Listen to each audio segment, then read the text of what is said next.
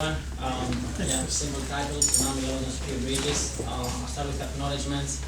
A bunch of people have contributed to some of the things you're going to see today. First of all, it's Professor Butler, who's been my PhD advisor, as she said, and he's been involved in all this project. So, Federal Highway Administration, Oregon DOD, also the Gear Pool Fund study, which actually tries to develop guidelines for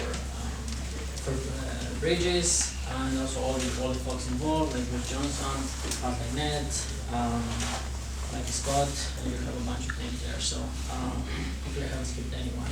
Also Pierre has been very supportive of our effort by providing funds whenever needed, and all the other people that were providing technical assistance for our experimental testing as well as HPC and us today.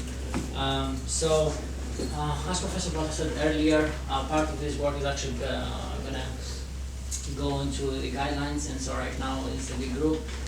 Part of our work will go to working group 2, which is tsunami loading of bridges. And so you're going to, I'll start some of the fundamentals today because although FPG has been around for 50 years, some of you guys are aware of it. When it comes to tsunamis, it's relatively new for everyone. So I'll just start with the basics. And so we are all aware of the recent damage that has happened during tsunamis. Most of the times, the tsunamis that have taken place followed the earthquakes which occurred offshore and had catastrophic effects. So, for example, in Japan, there were 252 bridges that have failed. However, I must know that not all of them failed, and so it's really interesting for us to try and understand why some failed and some didn't. Now, having said that, based on some reconnaissance work that was done and observations, preliminary work available in the literature identified some failure modes, how bridge to fail, and so we see scarring, one of the types, but most of them are related to the deck. So the transverse offset of the bridge deck, where you have the shear keys being destroyed, and then the deck is dragged away. Then you can have overturning of the bridge deck if some of your bearings are breaking. And then one type which is related also to pure uplift, which can occur when you have buoyancy or like slow increase of the water level. So it's dependent also on the waves that you have as well as the bridge type. But these are the main 4 failure modes that have been noticed. So what we have done, we started with some experimental work looking at bridges, and typically you did different types of waves, surgery waves, bores, and rising water level, which is at a different rate and effective forces. We were able to do the surgery waves and bores. I must clarify that the most realistic one is the bores, but they have high variability, so when you understand the fundamental physics and you also want to calculate numerical models, then surgery waves might be more ideal because they're very repeatable. And so here I'll just show the video just to get the sense of the presentation of tsunami waves. So I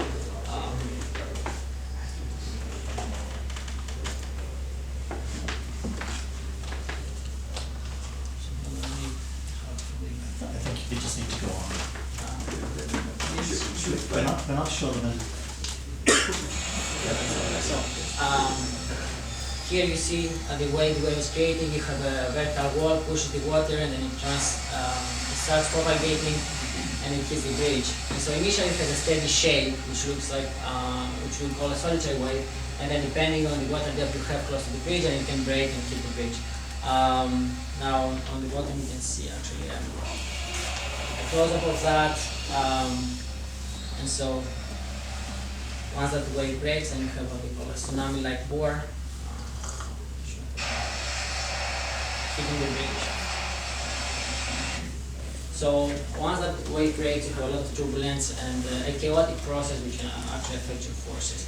However, these are the types of waves that you can have. So I'll just start with a quick explanation of our experimental setup here. Of course, in the film we are not allowed to build the actual columns, and so we had to simplify the model. So what we did, we have the actual deck, which we know this is the one that affects the forces, and this is what these are the components, the bearings that actually had failed in previous events, tsunamis, and so it was very important for us to model those connections. but then we want to make it as right as possible, and so we also have to include some some horizontal flexibility, which comes from the columns, or can come also from the soil below it. And so, and then with green, you see where we measure forces. We measure forces below the deck directly where bearings are located. That also we measure forces below the bend cap. With yellow, where at the top of the columns, let's say, that's what they're simulating, and also horizontal loads as well. And what's critical when you do a totally new project in a new field is like to have confidence in your data. And so as you see, measuring forces at two different levels gives you also a point of reference to whether your results are correct or not.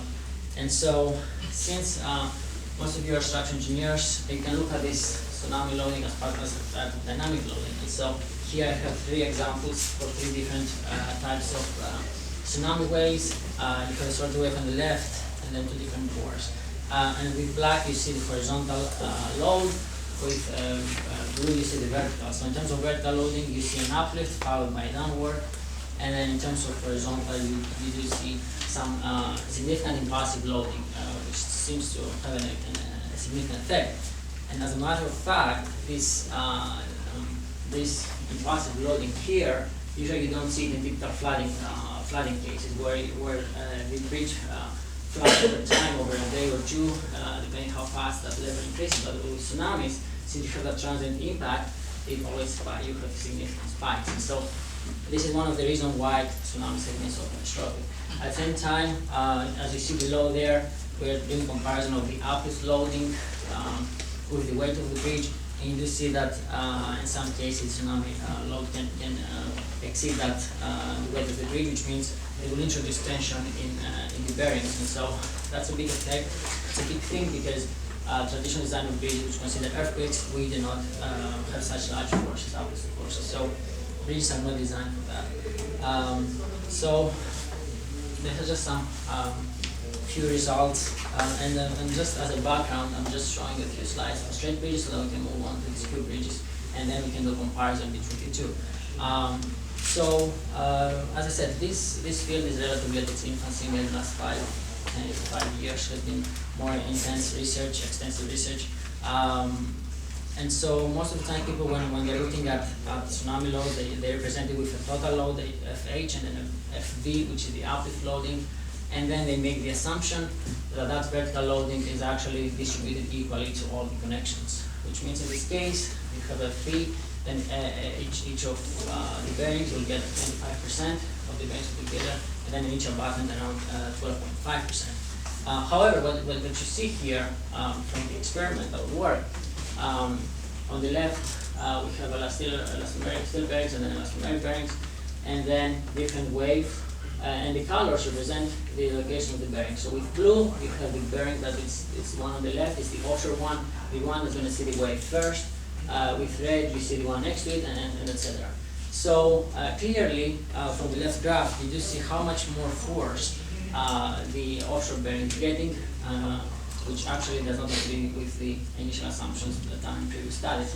Now, when you have elastomeric bearings, then that uplift flow is shared, taken mostly from the 2 first girders, not only from the offshore one. So, but that's, as I said, has not been considered in the past. And so, what was interesting to us is to see how does that compare relatively to the total loading. So previously we saw the absolute values in each bearing connection that tends to occur during tsunamis. Here you see the ratios of the recorded force in each connection, in each bearing, each connection here, uplift one, divided by the total one. So that we can see what's the ratio. So the green one is the rule of the equal assumption of the distribution of the green. You see 25% for each girder, but then experimentally we did see up to 6% and even 90% for steel bearings. And so this actually tells us that we should design those bearings, especially the ones that are towards the offshore side of the bridge, for much larger forces.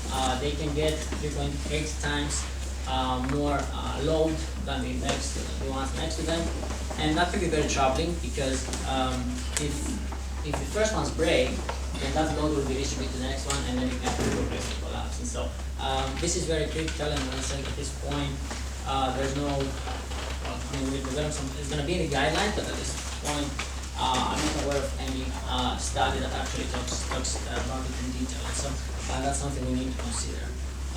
Here, what you see, and let me explain it. So you have the wave coming from the left side, this tsunami, and this plots actually are showing the vertical forces, the total one, and also an X-bearing connection. And so this tries to actually explain what we saw previously. So as the wave comes, you see you start getting that initial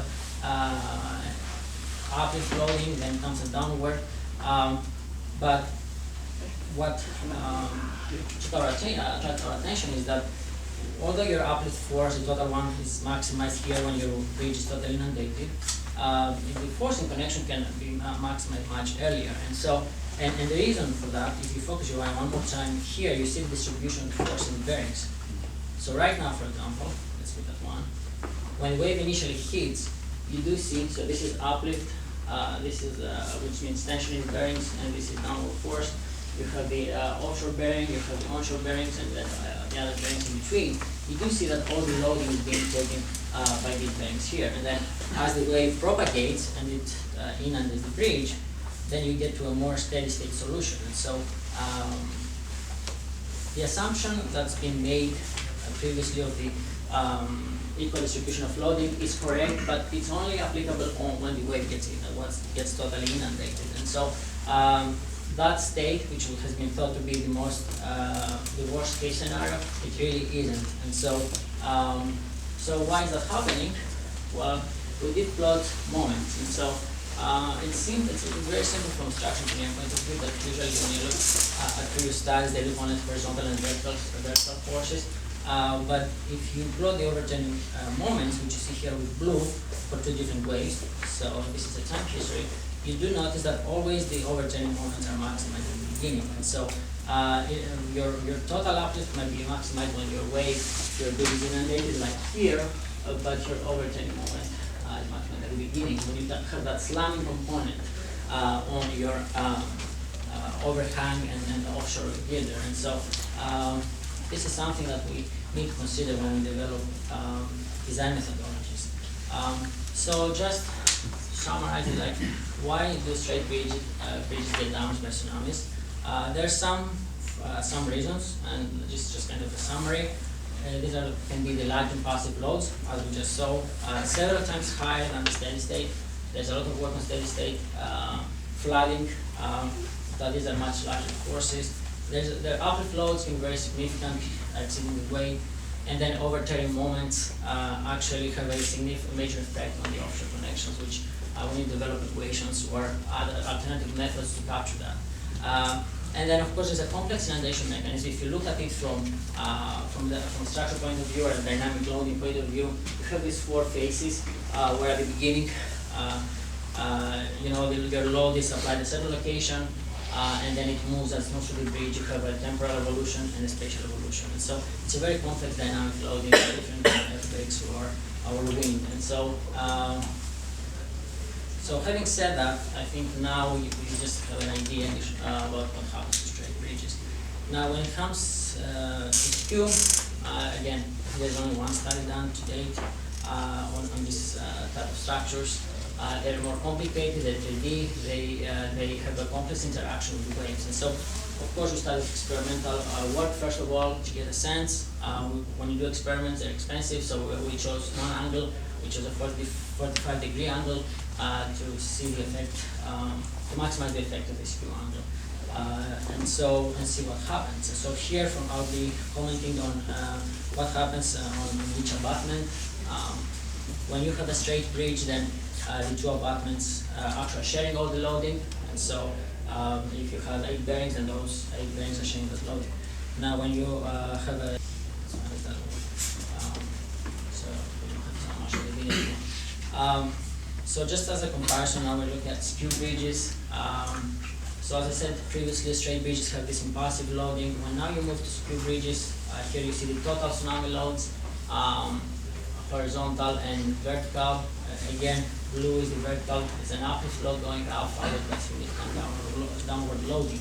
you start seeing differences. So first of all, you do see the fact that the impulsive loading has disappeared now in these Skew bridges. You have a longer duration, and it makes sense now because your bridge has shifted, and so it takes more time for that bridge to get inundated when your Skew angle increases. And the demand now is governed not by the impulsive loading, but by a longer duration load. So that's all in terms of total loading. But as I made the case previously, we really need to understand what happens to each component, and so in order to advance the state of the art and practice also. So here we are looking at horizontal forces in bridge abutments. As I said previously, from the straight bridge case, if you had a horizontal load, then that load will be divided 50% to each abutment. However, what you see with the Skew bridge is that the blue and red line, which corresponds to the two abutments, they're practically very similar to each other, but they're also very close to the total one. So when you add them together, they actually, at this point, because they have the time difference as the wave propagates from one corner to the other one, they're out of phase, and so each of them does not take 50% of the total load, but can take much larger forces. And so here is just an example of time history, but here are the maximum values for different waves, and then for different wave heights, and also we compare it to the straight bridge. So as I said, the straight bridge, it will be shared among each abutment. So it will affect your design of shear keys, the columns, and everything below it. However, for the straight bridge, you can see that part of one of the abutments can get even 100% or like 90% of the whole force. So that's something again we need to consider, and I'll explain how we're doing that. So this is horizontal. Similar things happen in the vertical. Again, regarding the vertical load for each abutment, you do see now total loading again, blue and red in each abutment, and like this is very surprising. For example, this is abutment 1 is the left, abutment 1 is right. So this connection, for example, here for this abutment here, if you add all connections together, it can take 1.4 times the total load, because when the wave is here, or when the wave is at one corner, or it arrives at this corner, then some of the load is applied upward, but on the other one is downward. And so when you add them together, then they don't always add up, they just counteract each other. And so you can have locations where they see actually significantly larger uplift load than your total one, which at the beginning sounds unexpected, but there is a justification. The fourth component that we need to design with Skew bridges is to actually know, apart from what goes to each abutment, is to design what goes in each bearing, each connection below the girders. And so here you see actually again same thing, some selected time histories and the three connections, left and right abutment. And again, if, let's say we take one of them and we look with the red one is what is the first bearing on the right, and then with the blue is the one on the left. You do see again they're not maximized at the same time, they're out of phase. And then when you look at the ratios, I talked about previously equal distribution. Now look what happens with the Skew bridge, how much worse it is. In this case, we had 6 bearings, which means if you were to divide the total force 6, we'll get around 0.17 with the equal distribution rule. Now look what happens here from the experiment. You can go up to 1.3 times that force, and of course again that seems to happen for the connections that are the ones that are seeing the wave curve. So that's very localized effects there. So again, these components are very critical. Okay. Then I want to show some. Just take a little video.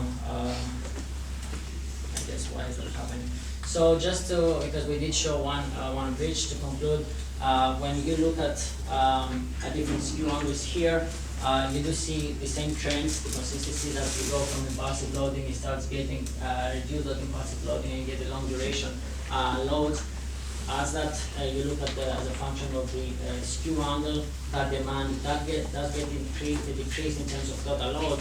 But again, the distribution is very unfavorable for Skew bridges, and so we couldn't say that Skew bridges see less forces. On the contrary, they can see larger localized forces, but smaller global total forces. And so, and just conclude numerically.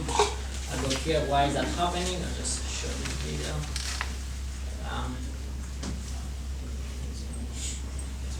So here what you see, what you would see is that you will see a gradual application of the load and the pressure maximize at different locations. And so with that, I finish my presentation and I'm open to questions at this time. Thank you.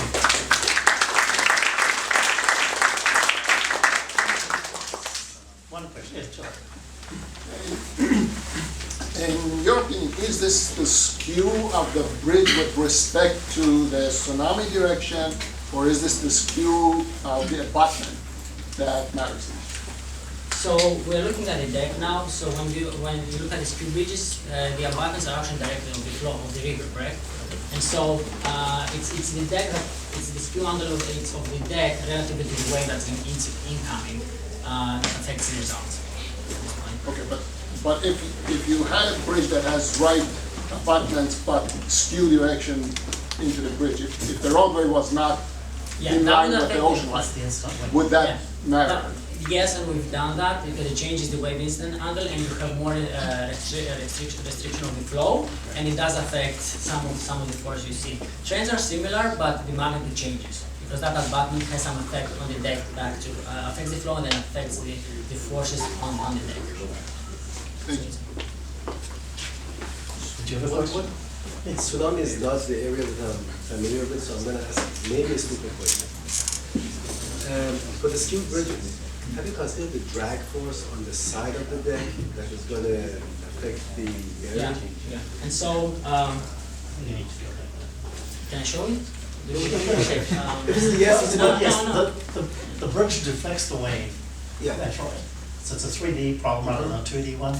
And so you've got components of the wave, components of forces in the bridge, whether down the length of the bridge as well as normal to the bridge, which you don't have in a straight bridge. And then also you have the drag on the side, which comes from here.